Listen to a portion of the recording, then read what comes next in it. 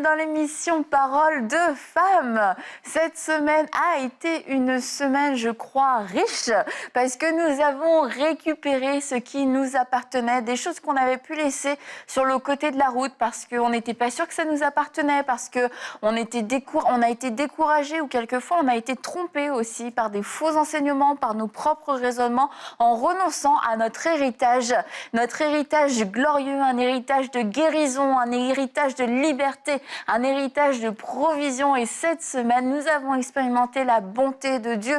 Et aujourd'hui, on veut boucler la boucle et aller récupérer tout ce qui nous a été volé. Donc tout ce dont on n'a pas parlé pendant la semaine, on va en parler aujourd'hui.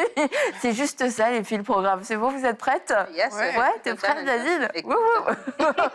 Mais on peut perdre beaucoup de choses sur le chemin de la vie et des choses quelquefois auxquelles on ne pense pas forcément, mais on peut perdre une forme d'innocence, la confiance dans les autres, notre joie de vivre, des choses comme ça qui peuvent sembler quelquefois un petit peu secondaires dans notre vie spirituelle, mais ce qui fait qu'on avance au fur et à mesure du temps, puis on peut devenir quelqu'un de plus en plus aigri, de plus en plus désillusionné. Ouais, décidément, cette semaine, moi je récupère mon vocabulaire. Et puis on nous parle de quelque chose, on va être très fataliste, ou on va être très négatif, et puis on réalise que, mais en fait il y a quelques années, j'étais pas comme ça. Il y a quelques années, j'étais la personne qui communiquait la bonne nouvelle. J'étais la personne qui était là, non, ça, on va trouver une solution. Mais non, je crois dans cette personne, je crois dans son bon cœur. Bon, quelquefois, il faut mettre des limites. J'ai innocence, pas naïveté, d'accord, mais le fait de faire confiance aux autres, et puis c'est des choses qu'on peut perdre. Pas parce que, quelquefois, oui, parce que le diable nous l'a volé, mais je pense, la plupart du temps, c'est à cause de nos mauvaises expériences, parce qu'on a vécu des choses difficiles, parce qu'on a dû faire face à des déceptions relationnelles, et puis du coup, on s'est peut-être petit à petit éteint, et finalement, le diable a réussi à nous voler cette partie de nous qui donnait du peps à notre vie et à notre vie chrétienne. Effectivement, Annabelle, c'est plus le temps avance dans l'Église, on va dire ça comme ça, à cause des habitudes, à cause de l'expérience et tout, on peut perdre beaucoup de choses. Mais il y a une des choses que je trouve qu'on perd souvent très vite aussi, c'est la joie du salut. Oui. Et quand on vient de donner sa vie au Seigneur, quelquefois on est tellement content, on est fier. Tout ce qu'on fait est comme waouh. Oui. Même le service qu'on va te demander de faire, c'est comme on m'a choisi pour le faire. C'est extraordinaire, tu vois, c'est ça. Mais 1 an est passé, 2 ans, et puis quand le même service... Il n'y a pas quelqu'un d'autre qui peut le faire. Et même la joie du début, là où vraiment tu aimais venir à l'église et tout, mais il y a comme un refroidissement parfois qui peut s'installer comme ça. Et moi, je pense que c'est des choses qu'il ne faut pas prendre à la légère. C'est des choses vraiment qu'on doit récupérer. C'est des choses qu'on doit s'arrêter pour dire « Ah non, mais moi, je veux récupérer la joie de mon salut. Il y a une joie qui est rattachée à mon salut. Il y a une joie qui est rattachée au fait que je serve le Seigneur, au fait que j'ai une relation avec le Seigneur. Ça peut pas juste, ma vie ne peut pas juste être terne comme ça. Je peux pas rentrer dans cette espèce de routine qui, pour beaucoup, finit même par devenir de la religiosité. Je veux pas rentrer dans ça, mais je veux vraiment être dans... Je veux que Dieu me surprenne encore aujourd'hui. Je veux voir des choses comme je le voyais au premier jour. Et ça, je pense que c'est vraiment un aspect de la vie chrétienne qu'on doit considérer. C'est quand vous avez donné votre vie à Christ, vous étiez heureux, vous étiez fiers, vous étiez content, mais il n'y a aucune raison pour que 5 ans, 6 ans, 7 ans plus tard, que ça change en fait. Il n'y a aucune raison. Il faut pouvoir se placer devant Dieu et dire « Seigneur, je récupère cette joie. Je veux te servir comme au premier jour. Je veux t'aimer comme au premier jour. Je veux que toutes les pépites que j'avais dans mes yeux, le battement que j'avais dans mon cœur, mais je veux le voir encore aujourd'hui. » Et pour moi, c'est l'un des piliers en fait qu'on doit récupérer. Parce que l'expérience de la vie emmène souvent beaucoup de tristesse et de désagréments, mais on doit pouvoir écarter vraiment ces expériences-là pour récupérer des bonnes choses. Quand je pensais aux émissions de cette semaine et de cette dernière émission de la semaine, de récupérer ce que le diable nous a volé, je me dis, mais comment est-ce que le diable nous maintient dans l'erreur? Comment est-ce qu'il réussit à nous garder comme ça en marge de ce qu'on a? il réussit à le faire parce qu'on a des faux raisonnements. On a parlé depuis le début de la semaine des choses peut-être qu'on n'a pas par rapport à la guérison, par rapport à la provision, etc., par rapport à l'anxiété, aux oppressions. Des choses on ne se saisit pas tout simplement parce qu'on ne pense pas que Dieu nous les a données. Et un des éléments dans lequel le diable va nous voler, récupère ce que le diable t'a volé, ça va être au niveau de nos relations. Et je voulais lire ce verset que j'ai déjà partagé, que vraiment pour de vrai, c'est une prière que moi je fais régulièrement. C'est 2 Corinthiens 10 au verset 5. Je vais le lire dans la version Semeur à partir du verset 4. À la fin, ça dit « Oui, nous renversons les faux raisonnements ainsi que tout ce qui se dresse prétentieusement contre la connaissance de Dieu et nous faisons prisonnière toute pensée pour l'amener à obéir au Christ. » Et en fait, lorsque je prie moi-même personnellement ce verset, je le prie dans l'optique que ce soit la pensée de Dieu qui m'habite par rapport à mon propre raisonnement, que ce soit vraiment la pensée biblique qui m'habite par rapport à ma propre réaction, que ma réaction ne soit pas basée sur mes propres émotions, mais qu'est-ce que la Bible dit. Et lorsqu'on parle de récupérer ce que le diable a volé, il y a pour beaucoup de personnes, le diable vous a volé au niveau de vos relations. Comme Aurélie a parlé de la joie du salut, que c'est pas parce que ça t'a 10 ans de vie chrétienne que cette joie ne doit plus être là, cette joie doit être là. Mais il y a d'autres choses aussi, c'est pas parce que tu es né de nouveau, que tu n'as pas besoin des gens autour de toi. Tu dois quand même vivre en relation avec les gens autour de toi, quand bien même tu as une relation avec Dieu. Et le diable va nous voler au niveau de nos relations parce qu'il va nous faire justifier le fait de marcher dans l'offense, le fait de marcher sans accorder le pardon, le fait de marcher sans demander pardon. Et il y a des personnes... vous avez été volé au niveau de vos relations. Il y avait peut-être 5 ans de relation avec un frère, avec une sœur dans le Seigneur, mais même biologique, que vous n'avez pas. Pourquoi? Parce qu'il y a un problème de manque de pardon qui est là. Et c'est aussi des éléments comme ça de la vie de tous les jours que l'ennemi nous vole. Parce que vraiment, on se justifie de continuer à marcher dans l'offense, on se justifie de ne pas demander pardon. Des fois, c'est nous, la personne qui est fautive. Nous savons que nous avons mal parlé à ce jour-là. Et puis, depuis ce temps-là, on a perdu cette relation. Et elle nous a été volée quelque part. On peut dire oui, c'était parce qu'elle avait dit ça, j'avais dit ça, mais quelque part, c'était des réactions charnelles qui ont pris le dessus et qui ont créé une cassure, une division. Séparation. Je récupère ton vocabulaire. Qui ont créé cette division-là aussi. Et c'est aussi un élément qu'on peut s'asseoir et dire, Seigneur, renouvelle ma pensée. Donne-moi le courage d'aller demander pardon parce que cette relation avec ma fille, cette relation peut-être avec mon frère, avec mon mari peut-être, est en train de m'être volée et c'est des choses aussi qu'on doit se lever et se positionner avec la pensée de Dieu. Et une des choses aussi qu'on peut récupérer, ça va être notre humilité. On peut récupérer notre humilité, je le dis en rigolant, parce que souvent, on voit, j'ai vu en tout cas régulièrement des mouvements presque de foule quand on dit on récupère ce que le diable nous a volé, et c'est comme les gens dans les assemblées, dans les églises se lèvent, ouais. Nous allons dans le temps et les Des gens comme Aurélie et Nadine, apparemment. Mais ça crée comme un certain émoi chez les personnes, parce que je pense que oui, on a conscience qu'il y a des choses qui nous ont été volées, puis il y a ce sentiment d'injustice qui nous dit mais non, oui, c'est le temps pour moi d'aller récupérer. Mais j'ai rarement entendu les gens dire « Oui, je veux récupérer mon humilité !» et puis danser de tout leur cœur. Mais ça fait partie des choses aussi, quelquefois, qui nous a été volée parce qu'on a commencé à se penser grand, on a commencé à se penser fort, on a commencé à se croire être nous-mêmes la source et l'origine, l'alpha et l'oméga, la fondation de notre vie, de notre ministère, de notre service. Et puis finalement, c'est là où le diable est venu nous voler, c'est au niveau de notre humilité. Et une des choses qu'on peut aller donc réclamer, c'est de dire « Ah non, Satan, tu n'auras pas mon humilité parce que je veux garder cette attitude humble devant Dieu, mais aussi devant les hommes. Et si aujourd'hui, je suis plus jamais capable de dire « j'ai tort », de me repentir aussi devant Dieu, de vivre ces brisements, mais qu'à chaque fois, c'est genre juste j'ai tout compris, je sais tout, Seigneur, bénis mes plans, mon intelligence et ma grandeur extraordinaire. Allez récupérer votre humilité rapidement. Je pensais à ça, c'est d'où mon cri. Parce que je pensais à l'orgueil quand Annabelle a parlé. Parce que la Bible dit que celui qui se croit être debout prenne garde de ne pas tomber. Et c'est justement quand on croit être debout qu'on comprend en fait que Satan a déjà réussi à te voler quelque chose, ta dépendance vis-à-vis de Dieu, tout simplement. Et c'est cette humilité-là dont tu parles. C'est que il y a trop souvent le fait de grandir dans l'Église, on va dire, d'avoir de nouvelles responsabilités, de passer devant de temps en temps, ou des choses comme ça font que certaines personnes ne peuvent plus répondre à certains appels à cause de « Ah, qu'est-ce qu'on va penser de moi ?» Et je pense que quand tu arrives à « Qu'est-ce qu'on va penser de moi ?» il y a quelque chose que Satan t'a volé, en fait.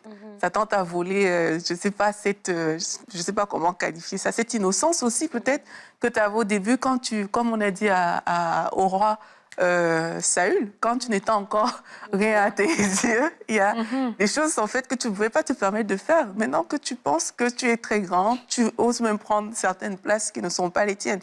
Donc, parfois, c'est ça. C'est que quand, à nos yeux, on devient trop quelqu'un, on est déjà trop grand, en fait. Et c'est là où, comme tu dis, Annabelle, il faudrait aller vers Dieu pour dire « Seigneur, j'ai besoin de ton humilité. J'ai besoin de récupérer l'humilité. J'ai besoin de récupérer mon cœur d'enfant, mon cœur simple que j'avais lorsque j'ai accepté la parole. » Parce qu'au final, c'est devant Dieu qu'on vient. On ne vient pas devant des hommes, on ne vient pas devant même des responsables, entre guillemets. Et quand Satan réussit à te faire tourner les yeux sur l'homme, plus que sur Dieu, ben, il t'a volé quelque chose, en fait. Il t'a volé cette dépendance à Dieu.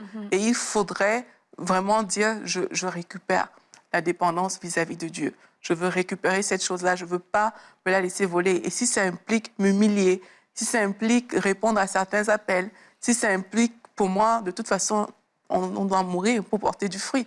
Ça implique que je meure, que ma chair, pas que vous mourrez physiquement, mais si ça implique vraiment qu'au niveau de ma chair, il y a des choses qui doivent disparaître, mais là, je veux le faire, quoi.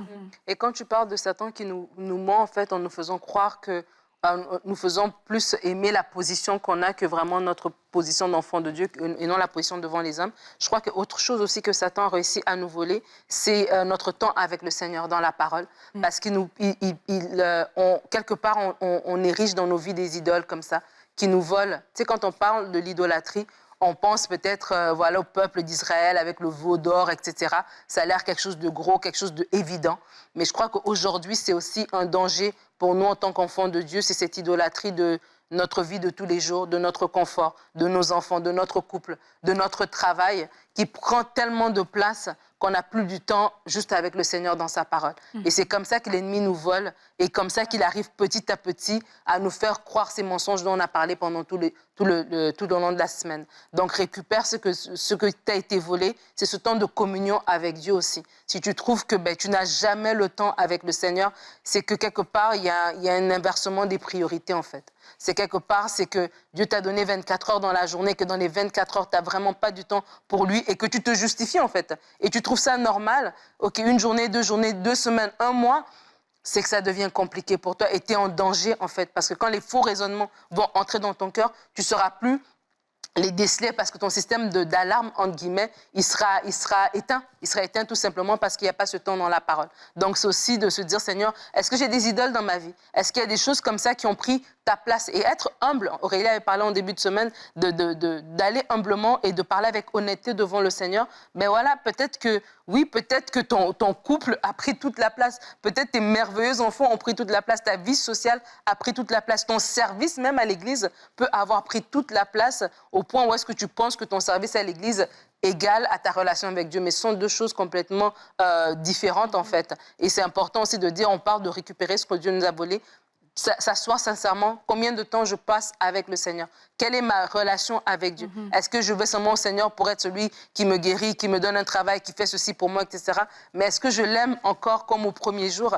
Et on peut revivre cet amour du premier jour avec Dieu. Et c'est peut-être quelque chose qui vous a été volé. C'est le moment de vous asseoir et Seigneur, donne-moi la soif de toi, je crois. Parce qu'on peut dire, bon, mets un calendrier, mets-toi une alarme, oui. on peut faire ces choses-là, mais c'est tellement plus simple si on le fait tout simplement par amour, de façon tout à fait naturelle. J'ai tellement la soif de Dieu que je le cherche en tout temps, je lui parle à tout moment. Il y a un moment dans la journée, j'attends pas que ce soit le matin, j'attends pas que ce soit le soir, à n'importe quel moment, je me sens libre d'aller vers lui. Et vraiment, je vous encourage aussi dans votre vie spirituelle à voir, OK, où est-ce que j'en suis avec le Seigneur? Et si vous n'êtes pas où est-ce que vous pensez, ou vous estimez, ou que le Saint-Esprit vous dit dans votre cœur que vous devez être, ben faites ce pas. Vous allez faire ce pas pour revenir vers lui, peut-être par la prière. La prière en langue va vous aider, va vous fortifier, va vous édifier, va vous donner cette soif aussi pour vous rapprocher de lui.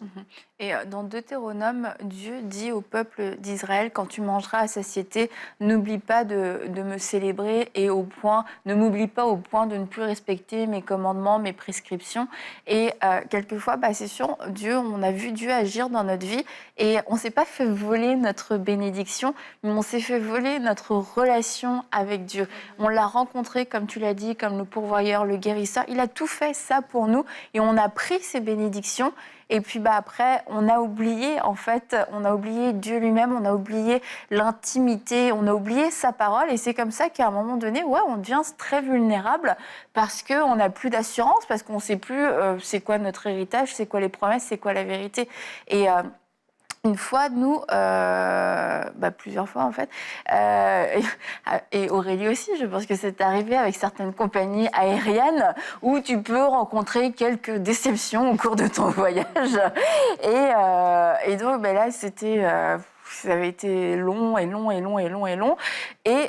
Jérémy a appelé la compagnie pour dire, écoutez, on a attendu tant de temps, blablabla, il y a eu des changements, etc. Et en fait, ils stipulent dans leurs conditions que quand certaines choses arrivent, ils te donnent un remboursement à telle hauteur ou je ne sais pas quoi. Et là, l'opérateur qui est là lui dit « Ah non, monsieur ». Et tu dis, c'est pareil en fait, dans ta vie spirituelle, si tu ne connais pas tes droits, à la première réponse, premier obstacle, premier frein, non. Ok, mais Jérémy connaissait ses droits.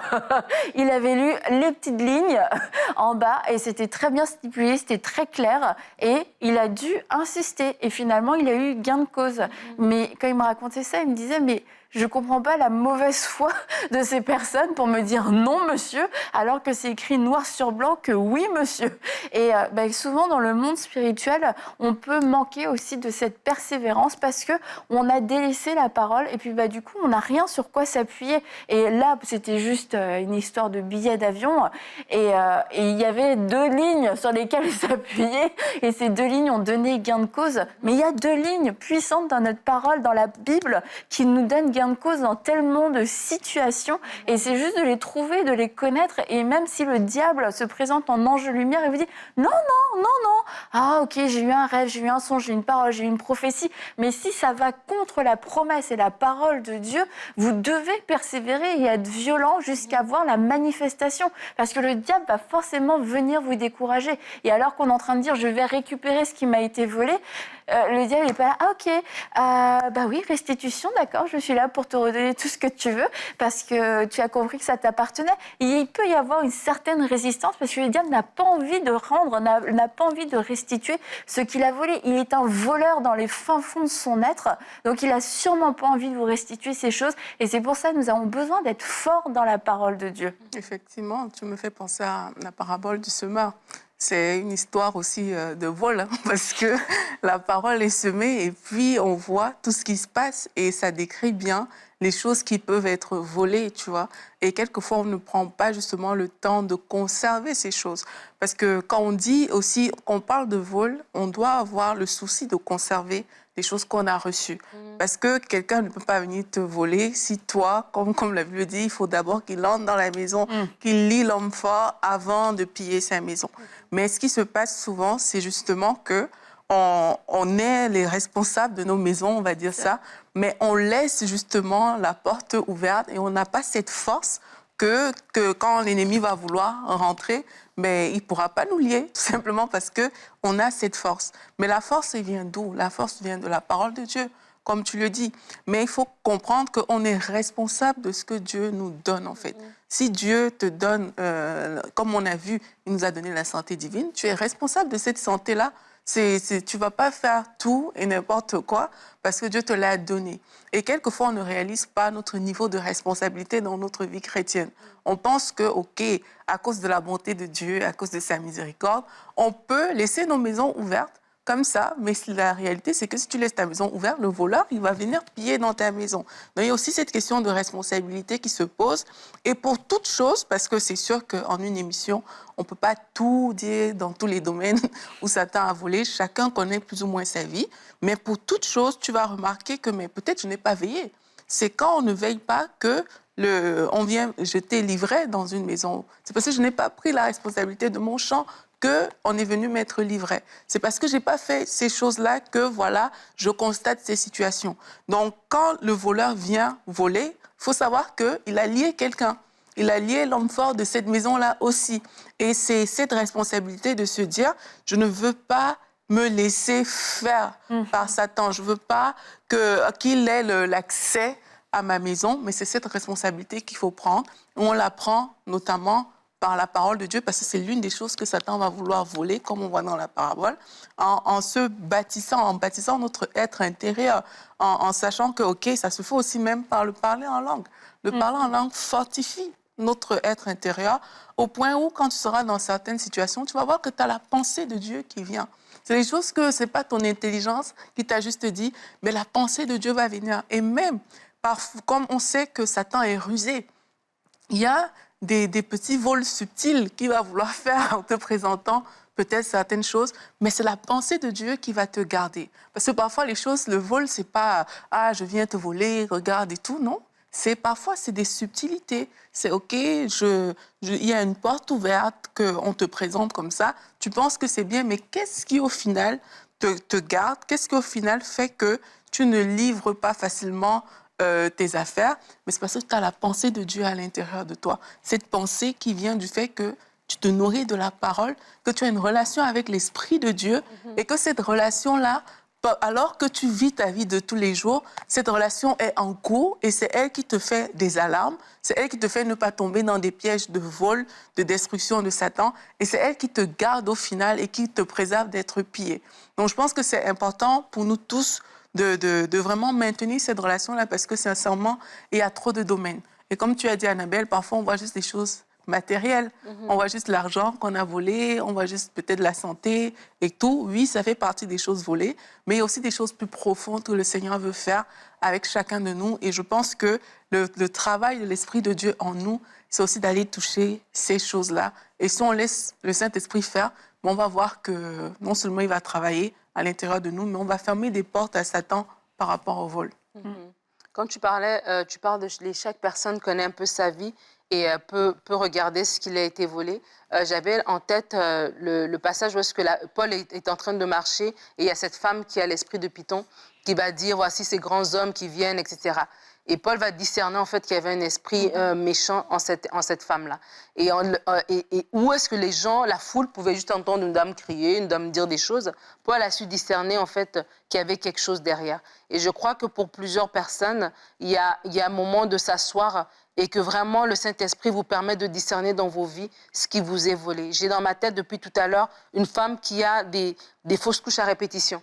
Et des fausses couches à répétition et qu'à un moment donné, c'est pas juste, s'il y a quelque chose là, il y a quelque chose derrière. Il y a un moment donné, c'est comme non, là c'est pas juste parce que c'était mon âge, parce que je suis allée faire du sport, c'est pas par hasard. À un moment donné, c'est pas pour dire que tout le monde sait ça, mais il y a quelqu'un qui doit s'asseoir et que le Seigneur, vraiment le Saint-Esprit, te permette de discerner dans cette situation de fausse couche à répétition, qu'est-ce qui se passe exactement. Et qu'est-ce que la Bible dit? Si la Bible dit que il a fait une mère joyeuse au milieu de ses enfants, si la Bible dit qu'il n'y aura aucune femme qui avorte ni femme stérile, si la Bible me dit que Dieu, il me donne des choses, c'est pas sa volonté que je puisse vivre ça, alors c'est à moi de discerner ça vient d'où exactement. Je parlais avec quelqu'un récemment et cette personne me donnait le témoignage de sa sœur qui vivait des fausses couches, qui venait encore de vivre une fausse couche à 4 mois et demi ou 5 mois de grossesse. Et ça faisait plusieurs fausses couches. Et à un moment donné, cette sœur-là, elle s'est